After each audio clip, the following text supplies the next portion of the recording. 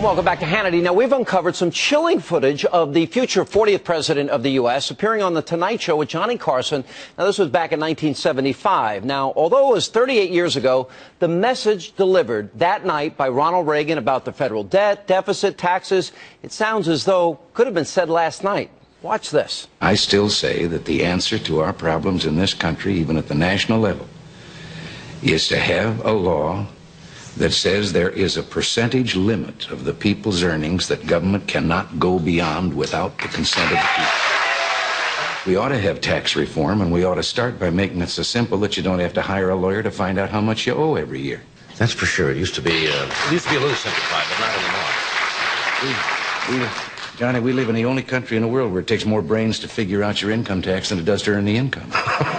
When they give me a choice between a $53 billion deficit in the budget and an $80 billion deficit, when budget deficits are what's causing inflation, I don't see that there's any room to be on either side of that argument. Yeah, I think the answer to curing inflation is a balanced budget. How do you do that? I mean, it's not, how do you balance the budget? Well, balancing the budget is like protecting You don't your spend more than you take in, right? Yeah, it's like protecting your virtue. You have to learn to say no. All right, here was reaction, the author of America, Hope for Change, former Maryland Governor Bob Ehrlich, and Fox News political analyst Juan Williams. Juan, what part of that stood out in your mind? There's one thing that really stood out to me, and I wonder if you caught it. Do you know what it is? Well, he's a wonderful guy. I mean, he's a charmer, but No. I think the part that stood out to me was he said, you know, you should have tax reform. It should be so simple that anybody can file their taxes without hiring all these crazy accountants. Bob, what stood out to you?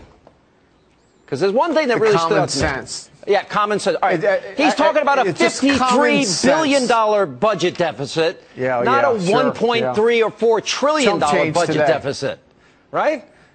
Chump change today, absolutely. Yeah. And Juan, you got to love that. It's not just the charm. You know, at the time, don't forget that the left-wing press was dismissing this B-grade actor, this has-been. He's not too smart. He's a cold warrior and all that. Well, that's the reason. What you just saw, Sean, that's the reason people love that guy. Old-fashioned, common sense that should be in fashion. All right, Juan Williams, I have the plan that would balance the budget in 5 years. And tell me where I'm wrong. We're going to hold federal spending where it is now and cut 1 penny out of every dollar every year for 5 years that the government spends. Sound like a good idea to you? Not at a time when, in fact, the government is not spending money and it's hurting our ability to recover from a very deep recession. You know, Ronald Reagan, in that clip you played, Sean, talked about how deficits impact inflation and drive up inflation. We don't have inflation right now. Yeah. You know what we have? We have a Fed that's pumping $85 billion a month to prop up our economy. And when they stop feeding that beast, what's going to happen, Governor? What do you think is going to happen? $17 trillion debt and an economy that's very sick, an unemployment rate that now is sustained 7+. But we know, Sean, we know, Juan, that unemployment is really 10 to 12%.